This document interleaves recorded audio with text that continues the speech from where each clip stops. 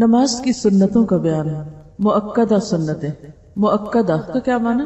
مؤکدہ کی نہیں کا، مؤکد جن کی تاکید کی گئی. مؤکدہ سنتیں نماز کی وہ سنتیں جن کی تاکید کی گئی ہے.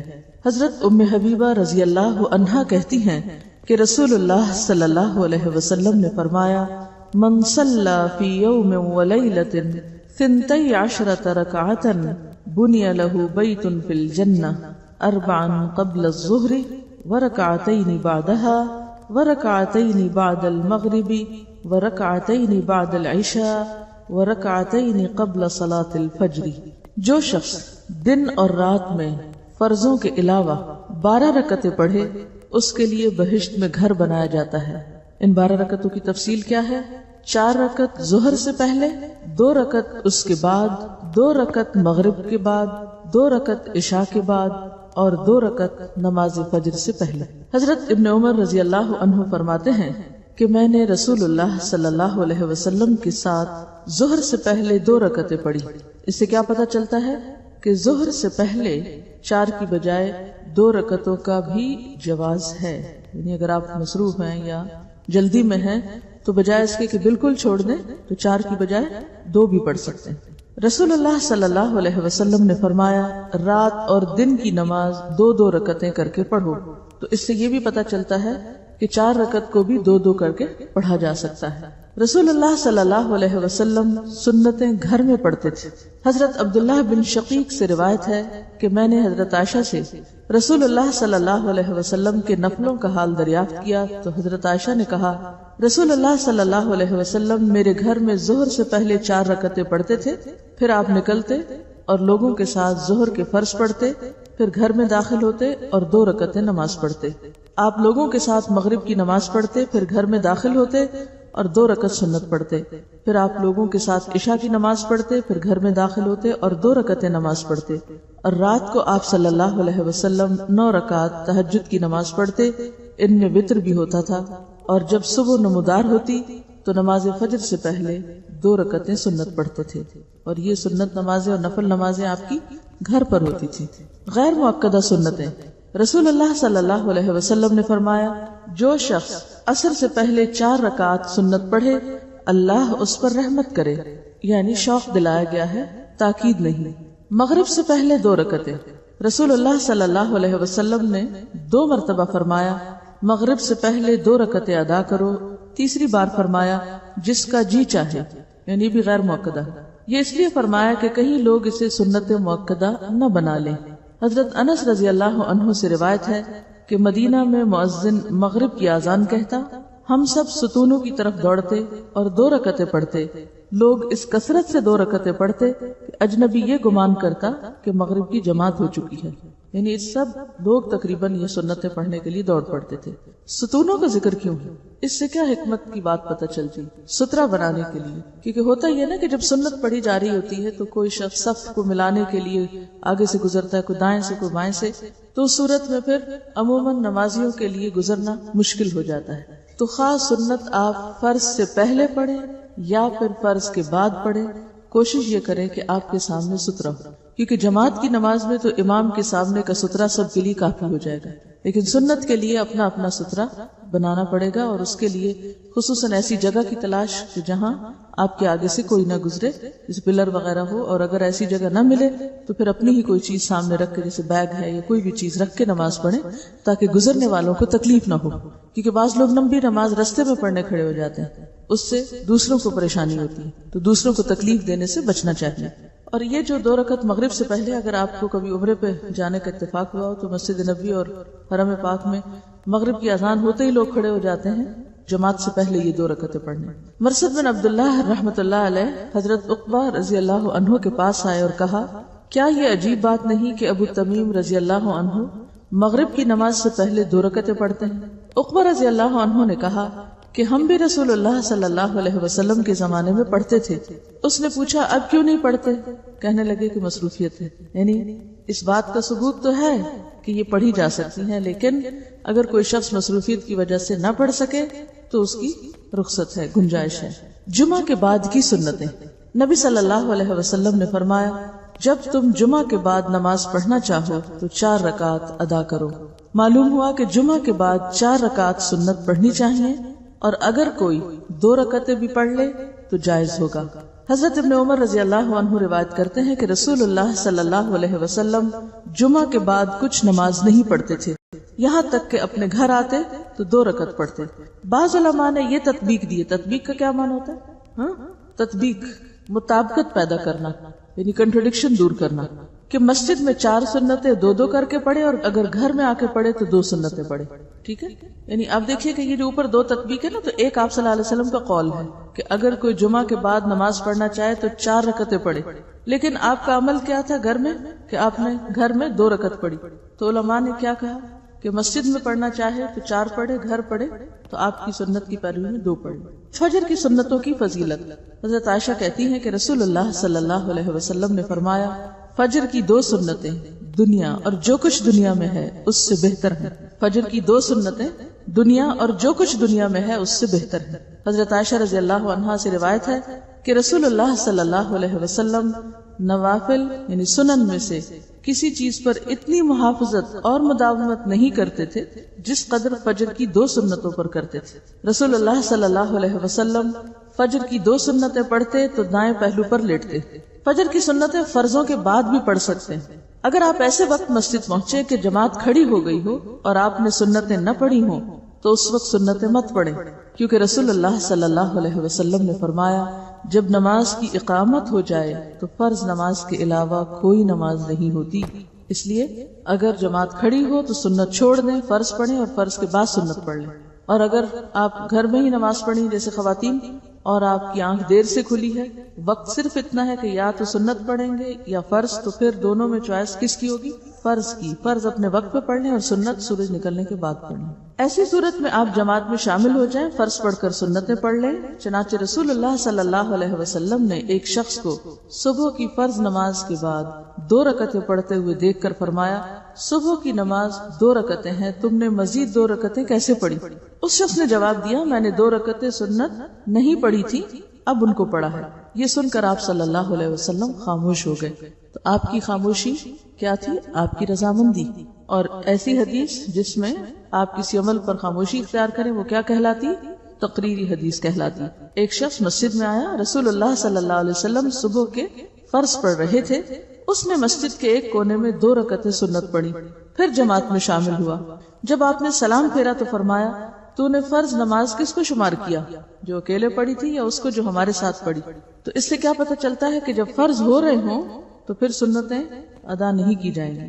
نمازوں کی رکعات، نماز فجر 2 سنتیں 2 فرض یعنی کل 4 رکعتیں۔ نماز ظہر 4 سنتیں 4 فرض 2 سنتیں۔ نماز ظہر 10 رکعتیں ہوئی۔ نماز عصر 4 فرض۔ نماز مغرب 3 فرض 2 سنتیں 5 رکعتیں ہوئی۔ نماز عشاء 4 فرض اور 2 سنتیں 6 رکعتیں ہوئی۔ نماز وتر دراصل رات کی نماز ہے جو تہجد کے ساتھ ملا کے پڑھی جاتی۔ جو لوگ رات کو اٹھنے کے عادی نہ ہوں وہ وتر بھی نماز عشاء کے ساتھ ہی پڑھ سکتے ہیں۔ رسول اللہ صلی اللہ علیہ وسلم نے فرمایا، من خاف اللہ یقوم من آخر اللیل فلیوتر اولہ، جسے خطرہ ہو کہ رات کے آخری حصے میں نہیں اٹھ سکے گا وہ اول شب ہی وتر پڑھ لے، لیکن کہیں یہ نہ سمجھے کہ وتر عشاء کی نماز ہے، وہ عشاء کی نماز کا حصہ نہیں ہے، ٹھیک ہے، وہ تہجد کی نماز کا حصہ ہے۔ اگر کوئی تہجد نہ پڑھے کیونکہ تہجد نفلی نماز ہے تو وتر سونے سے پہلے بھی پڑھ سکتا ہے۔ اب آپ دیکھیے کہ یہاں انہوں نے صرف فرض اور سنتیں لکھی، نفل نہیں لکھے۔ نفل جو ہے وہ اس کی اصل کیا ہے کہ وہ ایسی عبادت ہے جو دل کی خوشی سے کی جاتی ہے اور اس کی کوئی تعداد متعین نہیں، آپ جتنے چاہیں پھر پڑھتے جائیں۔ اسی لیے یہاں لکھا ہے کہ کوئی یہ خیال نہ کرے کہ ہم نے نماز کی رکعتیں کم کر دی، یعنی فرائض اور سنتیں گنلی، نفل چھوڑ دیے۔ نوافل اپنی خوشی اور مرضی کی عبادت ہے۔ رسول اللہ صلی اللہ علیہ وسلم نے کسی کو پڑھنے کے لیے مجبور نہیں کیا، اس لیے ہمیں کوئی حق نہیں کہ ہم اپنے نفلوں کو فرضوں کا ضروری اور لازمی ضمیمہ بنا ڈالیں۔ فرضوں کے ساتھ آپ کی نفل عبادت یعنی سنتیں آ گئی ہیں جس سے نماز پوری اور مکمل ہو گئی۔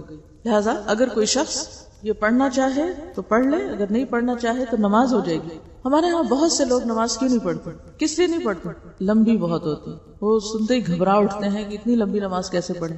اور بعض لوگ نوافل کو بھی کس درجے میں پڑھتے ہیں؟ فرض کے درجے میں پڑھتے ہیں کہ وہ نوافل بھی کبھی نہیں چھوڑیں گے۔ نوافل بہت پسندیدہ کام ہے، اس میں کوئی شک نہیں، اور خوش قسمتی ہے اس شخص کی جس کو کثرت سے نوافل پڑھنے نصیب ہوں، لیکن اگر کوئی شخص خود ایسا کر رہا ہے تو سب کو اس کا پابند نہ کرے، اور خصوصاً بچوں کو، کیونکہ ابتدا میں اگر بچوں کو ہلکی نماز کا عادی کریں اور پھر ان کے اندر شعور پیدا ہو اور نماز کا شوق اور نماز کا فائدہ انہیں پتہ چلے کہ سجدوں کی کثرت کتنی فائدہ مند ہے، تو پھر وہ اپنی خوشی سے پڑھیں. اور نفل ہے ہی کون سی عبادت جو مجبوری سے پڑھی جائے، جو دل کی خوشی سے پڑھی جائے؟ تو وہ نوافل کیا نوافل ہوئے جن میں دل کی خوشی شامل نہ ہو.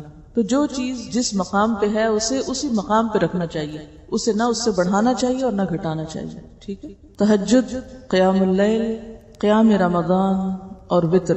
حضرت ابو امامہ رضی اللہ عنہ روایت کرتے ہیں کہ رسول اللہ صلی اللہ علیہ وسلم نے فرمایا، علیکم بقیام اللیل فإنہ دأب الصالحین قبلکم وہو قربۃ لکم الی ربکم ومغفرۃ للسیئات ومنہاۃ عن الاثم. تہجد ضرور پڑھا کرو کیونکہ وہ تم سے پہلے صالحین کی روش ہے، یعنی شروع سے نیک لوگوں کا طریقہ چلا آیا ہے، اور تمہارے لیے اپنے رب کی قرب کا وسیلہ، گناہوں کے مٹنے کا ذریعہ اور گناہوں سے بچنے کا سبب ہے. یعنی اس کے فائدے کیا ہیں؟ نمبر 1 اللہ تعالیٰ کا قرب نصیب ہوتا ہے. نمبر 2 گناہ معاف ہوتے ہیں، مٹتے ہیں. نمبر 3 آئندہ گناہوں سے بچنے کی طاقت پیدا ہوتی ہے انسان کے اندر. حضرت ابو ہریرہ رضی اللہ عنہ روایت کرتے ہیں کہ رسول اللہ صلی اللہ علیہ وسلم نے فرمایا، اس شخص پر اللہ کی رحمت ہو جو رات کو اٹھا، پھر نماز پڑھی اور اپنی عورت کو جگایا، یعنی بیوی کو جگایا، پھر اس نے نماز پڑھی، پھر اگر عورت نہ جاگی تو اس کے منہ پر پانی کے چھینٹے مارے.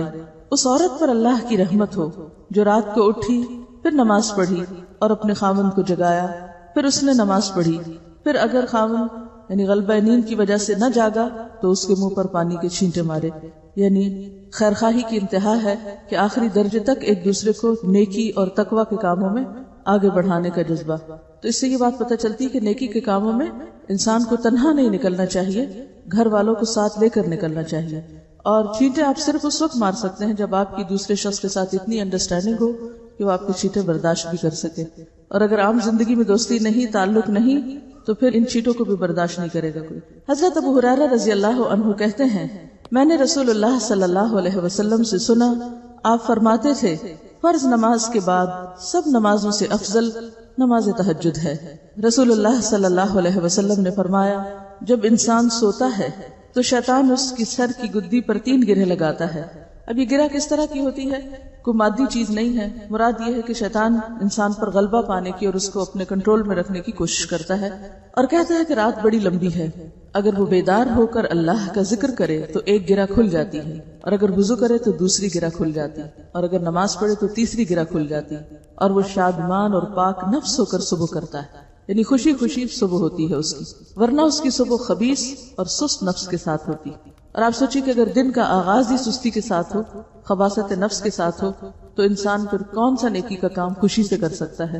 پھر اس کے مزاج میں کہاں سے اطمینان اور سکون پیدا ہو سکتا ہے؟ تو سب سے پہلی عادت جو ہم سب کو اختیار کرنی چاہیے وہ صبح وقت پر اٹھنے کی، کیونکہ اگر دن کا آغاز درست نہیں تو انجام کیسے درست ہو سکتا ہے؟ عموماً ہم لوگ رات کو دیر تک جاگتے رہتے ہیں اور صبح فجر کی نماز بھی وقت پہ نہیں پڑھتے، تو اسی سے ساری خرابیوں کی ابتدا ہو جاتی ہے. رسول اللہ صلی اللہ علیہ وسلم نے فرمایا، اللہ تعالیٰ ہر رات آسمان دنیا پر نزول فرماتا ہے. جب 1/3 رات باقی رہ جاتی ہے تو فرماتا ہے، کوئی ہے جو مجھے پکارے میں اس کی دعا قبول کروں، کوئی ہے جو مجھ سے مانگے میں اس کو دوں، کوئی ہے جو مجھ سے بخشش طلب کرے میں اس کو بخش دوں. ہم میں سے ہر شخص اس بات کا حریص ہے کہ اس کی دعائیں قبول ہوں، لیکن جو دعاؤں کی قبولیت کا وقت ہوتا ہے اس سے فائدہ نہیں اٹھاتے، اور پھر جب کوئی ضرورت پڑتی ہے تو بندوں سے مانگتے ہیں یا بندوں سے توقع رکھتے ہیں یا بندوں کا سہارا ڈھونڈتے ہیں. اور آپ سوچئے کہ اللہ تعالیٰ اس وقت ان بندوں کو کس نظر سے دیکھتا ہوگا جو ضرورت کے وقت اللہ کو چھوڑ کر جو ہر چیز دے سکتا ہے بندوں کے در پہ جاتے ہیں، یا بندوں سے توقع رکھتے ہیں، یا بندوں پر تکیہ کرتے ہیں، یا بندوں پر توکل اور بھروسہ کرتے ہیں. آپ خود سوچئے، ذرا تھوڑا سا اس بات کو محسوس تو کیجئے کہ جو قادر مطلق ہستی ہر وقت آپ کو دینے کو تیار ہے، اس کو تو آپ بھول جائیں، اور بندے جو کسی کام کے قابل نہیں ان پہ بھروسہ کر بیٹھے اور ان سے امیدیں لگا بیٹھے. اس وقت اللہ تعالیٰ کیا سوچتا ہوگا کہ میرا یہ بندہ کیسا ہے جو مجھے چھوڑ کر، مجھ سے منہ موڑ کر اوروں کے در پہ جاتا ہے. یعنی کتنی گھٹیا حرکت ہے ویسے بھی اگر سوچا جائے، اور کتنی بے وقوفی کی بات ہے کہ جو رب سب کچھ کر سکتا ہے اس سے تو نہ مانگا جائے، اور انسان جو کسی کام کے لائق نہیں، کچھ بھی ان کے اختیار میں نہیں، مٹی کے پتلے ہیں، ان کے پیچھے بھاگے انسان اور ان سے مانگے. اور ان پر نظر رکھے. تو پہلی چیز جو ہمیں زندگی میں لانی ہے وہ اللہ کی پہچان ہے اور اللہ کی قدر پہچاننے کی بات ہے، اللہ کی عظمت کو دل میں لانے کی بات ہے. جب تک وہ نہیں آتی کوئی عمل درست نہیں ہو سکتا، نہ نمازیں درست ہو سکتی ہیں اور نہ ہی معاملات اور اخلاق درست ہو سکتا ہے، کیونکہ ہماری ساری خرابیوں کی اصل وجہ شرک ہے کہ ہم اس کو بھول کر اوروں پہ توکل کرتے ہیں، اوروں کی طرف دیکھتے ہیں. تو ہم میں سے کون ہے جو محتاج نہیں؟ ہم میں سے کون ہے جسے یہ ضرورت نہیں کہ اس کی دعائیں قبول ہوں؟ ہم میں سے کون ہے جو یہ نہیں چاہتا کہ اس کی سنی جائے؟ لیکن جب وہ پکارتا ہے تو ہم سو جاتے ہیں. لہٰذا ہم سب کو پھر اپنے اندر جھانکنے کی ضرورت ہے اور اپنی کمی کو دیکھنے کی ضرورت ہے، نہ کہ اللہ پر شکوہ کرنے کی. تو اللہ تعالیٰ ہر روز پکارتا ہے، کوئی ہے جو مجھے پکارے میں اس کی دعا قبول کروں؟ کہاں ہے پکارنے والے؟ کہاں ہے ضرورت مند اور حاجت مند؟ کوئی ہے جو مجھ سے مانگے تو میں اس کو دوں؟ کوئی ہے جو مجھ سے بخشش طلب کرے میں اس کو بخش دوں؟ لیکن کب تک ہم سوتے رہیں گے اور اس سے استغفار نہیں کریں گے؟ کہیں ایسا نہ ہو کہ اس مصیبت میں جا پڑے کہ جہاں پھر سونا نصیب ہی نہ ہو، جہاں پھر کوئی سو ہی نہیں سکتا. نبی رحمت صلی اللہ علیہ وسلم کا شوق تہجد. حضرت مغیرہ رضی اللہ عنہ فرماتے ہیں رسول اللہ صلی اللہ علیہ وسلم نے رات کو تہجد میں اتنا لمبا قیام کیا کہ آپ کے پاؤں سوج گئے. آپ سے سوال ہوا آپ اتنی مشقت کیوں کرتے ہیں؟ آپ تو اللہ کے پیارے ہیں، اللہ کے قریب ہیں، آپ کیوں اتنا تھکاتے ہیں خود کو؟ حالانکہ آپ مغفور ہیں، یعنی آپ کی تو ہر چیز بخشی جا چکی ہے، یعنی آپ تو اللہ کے چنے ہوئے بندوں میں سے ہیں، آپ پر تو اللہ کی رحمتیں ہیں. آپ نے فرمایا کیا پھر میں اللہ کا شکر گزار بندہ نہ بنوں؟ یعنی اگر اللہ نے مجھ پر اتنا انعام کیا ہے، اتنا کرم کیا ہے کہ ہر نعمت سے نوازا ہے، نبوت کی نعمت سے نوازا ہے، بخشش و رحمت کی نعمت سے نوازا ہے، تو پھر کیا مجھے شکر گزار نہیں ہونا چاہیے؟ یہ سب کچھ پا کے پھر سو جانا چاہیے، پھر آرام کرنا چاہیے، پھر اسی رب کو بھول جانا چاہیے جس نے یہ سب کچھ دیا؟ تو شکر گزاری کیا ہے؟ نعمتوں کا اعتراف اور نعمتیں پا کر نعمت دینے والے کو یاد رکھنا، اس کو نہ بھولنا اور اسی کو نمبر 1 رکھنا. نیند سے جاگتے وقت یہ دعا پڑھیں. حضرت عائشہ رضی اللہ عنہا فرماتی ہیں کہ رسول اللہ صلی اللہ علیہ وسلم جب رات کو بستر سے تہجد کے لیے اٹھتے تو یہ دعا پڑھتے: اللہ اکبر 10 بار، الحمدللہ 10 بار، سبحان اللہ و بحمدہ 10 بار، سبحان الملک القدوس 10 بار، استغفر اللہ 10 بار، لا الہ الا اللہ 10 بار، اور پھر اللہم اعوذ بک من ضیق الدنیا و ضیق یوم القیامہ 10 بار. یہاں گنتی کا ذکر ہوا کیونکہ ایک سے زائد تسبیحات اور 10 بار گننا کچھ مشکل بھی نہیں. ساری تسبیحات پڑھ کے اللہ کی بڑائی بیان کر کے، اللہ کی تعریف بیان کر کے، اللہ کی تسبیح بیان کر کے، استغفار پڑھ کے، لا الہ الا اللہ پڑھ کے جو افضل الذکر ہے، اور پھر دعائیں مانگتے جن میں سے ایک ہے اللہم اعوذ بک من ضیق الدنیا و ضیق یوم القیامہ، اور پھر اللہم اغفر لی واہدنی وارزقنی وعافنی، اور پھر تہجد شروع کرتے. ترجمہ کیا ہے؟ اللہ سب سے بڑا ہے، ساری تعریف اللہ کے لیے ہے، اللہ اپنی تعریف سمیت ہر عیب سے پاک ہے، میں نہایت ہی پاکیزہ بادشاہ کی پاکی بیان کرتا ہوں، میں اللہ سے بخشش طلب کرتا ہوں، اللہ کے سوا کوئی سچا معبود نہیں ہے. اے اللہ میں دنیا و آخرت کی تنگیوں سے تیری پناہ مانگتا ہوں، اے اللہ مجھے معاف فرما، مجھے ہدایت عطا کر، مجھے رزق دے اور عافیت سے نواز. تو اس سے یہ بھی پتہ چلتا ہے کہ تہجد کی دعاؤں میں بہترین دعائیں کیا ہیں جو مانگی جا سکتی ہیں، اور وہ استغفار ہے اور دنیا اور آخرت کی تنگی سے پناہ مانگی گئی ہے. وہ پیچھے ہم نے پڑھا نا معیشتاً ضنکا، اور یہاں کیا ہے؟ اے اللہ میں دنیا اور قیامت کے دن کی تنگی سے تیری پناہ چاہتا ہوں. تو دنیا کی تنگی کیا ہے؟ کہ انسان کے پاس سب کچھ ہو لیکن پھر بھی اس کا دل خوش نہ ہو اور مطمئن نہ ہو، یا پھر رزق کی تنگی، دل کی تنگی اور مختلف چیزوں میں تنگی، اور پھر اسی طرح آخرت میں قبر میں تنگی، یعنی عذاب قبر، اور قیامت کے دن بھی جو مختلف احوال ہیں یوم القیامہ کے، ان سب میں ایک تنگی اور گھٹن کا شکار ہونا. تو اس کی دعا مانگی کہ اللہ میں ان ساری تنگیوں سے اپنے آپ کو بچا کے تیری پناہ میں دیتا ہوں. اور پھر ہدایت کی دعا، رزق کی دعا، عافیت کی دعا، یعنی کتنی خوبصورت دعائیں ہیں جو نبی صلی اللہ علیہ وسلم نے مانگی. بعض اوقات ہم مانگنے لگتے ہیں نا تو سوچتے ہی رہ جاتے ہیں مانگے کیا، تو سمجھ ہی نہیں آتی کیا مانگے. تو یہ جو مسنون اذکار ہیں یہ اس لیے بھی سیکھنے ضروری ہیں کہ ہمیں مانگنے کا سلیقہ آئے. اگر خود مانگنا نہیں آتا تو اللہ کے رسول صلی اللہ علیہ وسلم نے جس طریقے سے مانگا اسی طریقے سے ہم مانگ لیں. رسول اللہ صلی اللہ علیہ وسلم نے فرمایا جو شخص رات کو نیند سے جاگے اور کہے لا الہ الا اللہ وحدہ لا شریک لہ لہ الملک و لہ الحمد وہو علی کل شیء قدیر الحمدللہ وسبحان اللہ واللہ اکبر ولا حول ولا قوت الا باللہ. اللہ کے سوا کوئی سچا معبود نہیں ہے، وہ ایک ہے، اس کا کوئی شریک نہیں ہے، اسی کے لیے ساری بادشاہی اور اسی کے لیے ساری تعریف ہے، اور وہ ہر چیز پر خوب قدرت رکھنے والا ہے. ساری تعریف اللہ کے لیے ہے، اللہ ہر عیب سے پاک ہے، اللہ سب سے بڑا ہے، بدی سے بچنے اور نیکی کرنے کی کوئی طاقت نہیں مگر اللہ کی توفیق سے. یہ بات جب انسان کہتا ہے کہ اللہ کی توفیق سے ہی میں سارے کام کر رہا ہوں، تو پھر انسان کتنی بھی بڑی نیکی کر لے یا اللہ اس کو توفیق دے تو اس کے دل میں نہ غرور آتا ہے، نہ تکبر آتا ہے، اور نہ ہی کسی قسم کی اپنی بڑائی آتی ہے کہ میں بڑی چیز ہوں. لیکن جب انسان یہ سمجھتا ہے کہ جو نیکی وہ کر رہا ہے یہ اس کے علم کی وجہ سے ہے، یا اس کی طاقت اور جرت کی وجہ سے ہے، یا اس کے اندر کوئی اور خوبی ہے، تو یہ سراسر زیادتی کی بات ہے.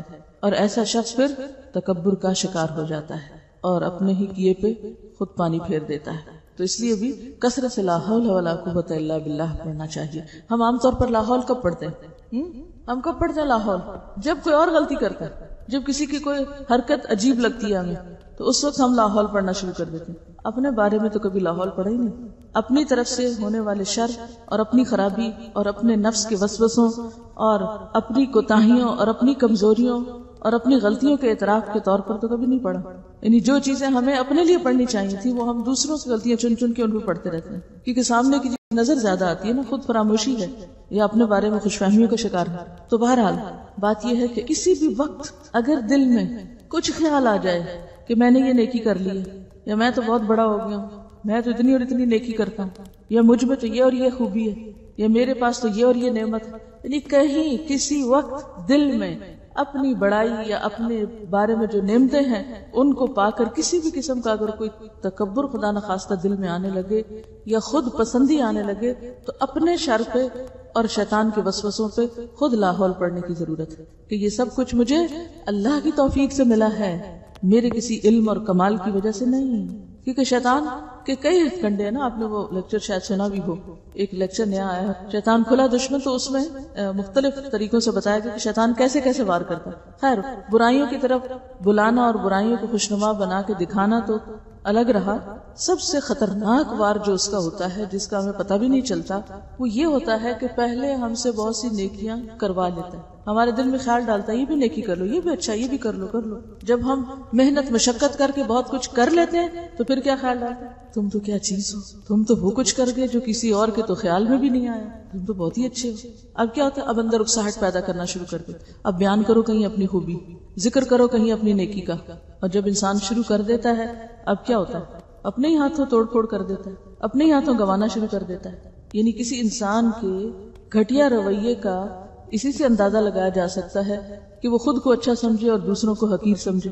حالانکہ خود کو بھی اگر کچھ کرنے کی توفیق ہوئی تو وہ خود سے کہاں ہوئی، تو اللہ ہی کے دی ہوئی تھی. تو اس لیے آئندہ جب بھی لا حول ولا قوت الا باللہ پڑھے تو اس کا رخ اپنی طرف رکھے. لا حول ولا قوت الا باللہ تک پڑھ کے پھر کہے اللہم اغفر لی، اللہ مجھے بخش دے. خود سوچئے کہ اتنا کچھ پڑھ کے مانگا کیا جا رہا ہے، بخشش. کیونکہ انسان کے اوپر جو مصیبتیں آتی ہیں اس کے اپنے ہاتھ کے کیے سے آتی ہیں. اللہ بندوں پر ظلم نہیں کرتا، ہم خود اپنی جانوں پر ظلم کرنے والے ہیں.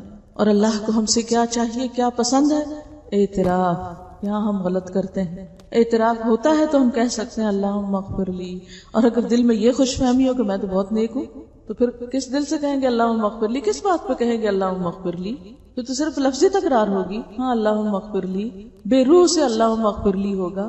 تو اللہم اغفر لی ساری تعریف کے بعد، اور پھر جب یہ صفائی ہو جائے فرمایا یا کوئی اور دعا کرے تو قبول ہوگی. اب یہ بندہ جو اپنے گناہوں کا اعتراف کر چکا، یہ اللہ کا چنا ہوا، یہ پسندیدہ بندہ. ایسے بندے کو پھر اللہ نوازتا ہے، پھر وہ مستجاب الدعوات بنتا ہے، پھر اس کی دعائیں قبول ہونے لگتی ہیں. ہم سب چاہتے ہیں نا ہماری دعائیں قبول ہوا کریں، ہم سب کو یہ بات پسند ہے، لیکن کبھی نہیں جانا کہ اس کا راز کیا ہے، کس کی پکار اللہ کو پسند ہے. اور اگر وضو کر کے نماز پڑھے تو وہ بھی قبول کی جائے گی، کیونکہ ایسا بندہ ایک شعور اور احساس کے ساتھ آگے بڑھ رہا ہے نا نماز کی طرف. تو نیند سے جاگنے کی دعائیں کس کس کو آتی ہیں؟ سب کو آتی ہیں. جس کو نہیں آتی وہ یاد کر لے. اب دیکھیے کہ آپ بستر سے اٹھے ہیں، پڑھ رہے ہیں لا الہ الا اللہ وحدہ لا شریک لہ لہ الملک ولہ الحمد وہو علی کل شیء قدیر الحمدللہ وسبحان اللہ واللہ اکبر ولا حول ولا قوت الا باللہ اللہم اغفر لی، اور پھر اٹھ کے وضو کرے، دعا مانگے، نماز پڑھے، قبولیت ہوگی۔ لیکن اگر ہم پڑھتے ہی نہیں، اگر اٹھ کے دعا ہی نہیں پڑھتے اور دعا آتی ہی نہیں، ہم ایک ہی دعا پڑھتے ہیں نا عام طور پہ، کون سی؟ الحمدللہ الذی احیانا بعد ما اماتنا والیہ النشور، اور بس آج سے یہ بھی پڑھنا شروع۔ یہ کلمہ سب کو آتا ہے، اس میں کوئی نئی چیز نہیں۔ پڑھیے ذرا 3 دفعہ اس کو۔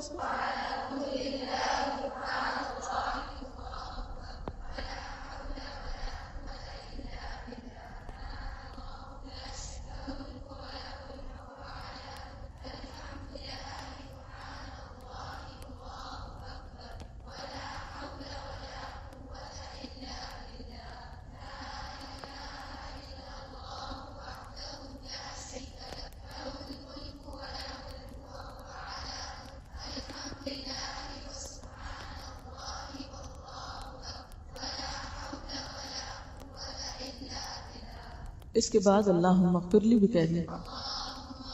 ٹھیک ہے، آپ کے پاس ہے یادداشت کی کتاب، کاپی، چھوٹی ڈائری، نکالیں اور اس پہ لکھیں، اور کل دن کو اپنے کو چیک کریں کہ یہ پڑھا یا نہیں پڑھا، کیونکہ ابھی یہاں بیٹھ کے تو آپ ارادے باندھ رہے ہیں، باہر نکل کے بھول جائیں گے۔ آپ کے پاس وہ چھوٹی کتاب ہے رسول اللہ صلی اللہ علیہ وسلم سے میرا تعلق، وہ اگر ہے تو کھول کے دیکھیے، اس میں صبح کے بیدار ہونے کی سنتوں میں یہ لکھا ہوا ہے، اگر نہیں تو وہاں بھی لکھ سکتے ہیں، آپ اس کو نکال کے دیکھیے اور لکھ لیجیے، اور اس کو چیک بھی کیجیے کسی نے کیا کہ نہیں خود کو۔ دیکھیے یہ کتابیں خرید کے بیگ بھرنے کے لیے نہیں ہیں، یہ سوچنے کے لیے کہ ہاں کل ہم گھر جائیں گے، یہ کورس ختم ہوگا نا تو ایک دفعہ ہم اپنی اچھی سی زندگی شروع کریں گے، ابھی تو صرف اکٹھا کر لیں، نہیں ابھی سے شروع کریں۔ لکھا ہے اس میں بیدار ہونے کی سنتوں میں کیا لکھا ہے؟ مسنون دعا، بس یہ لکھا ہے۔ ہاں تو مسنون دعا کے آگے آپ لکھ لیجئے لا الہ الا اللہ وحدہ، بس اشارتاً لکھ لیجئے تاکہ آپ کو پھر آئندہ زندگی میں کبھی نہ بھولے، کیونکہ جب آپ خود کو پھر خود چیک کریں گے تو خود ہی اندازہ ہو جائے گا کہ آپ کہاں کھڑے ہیں۔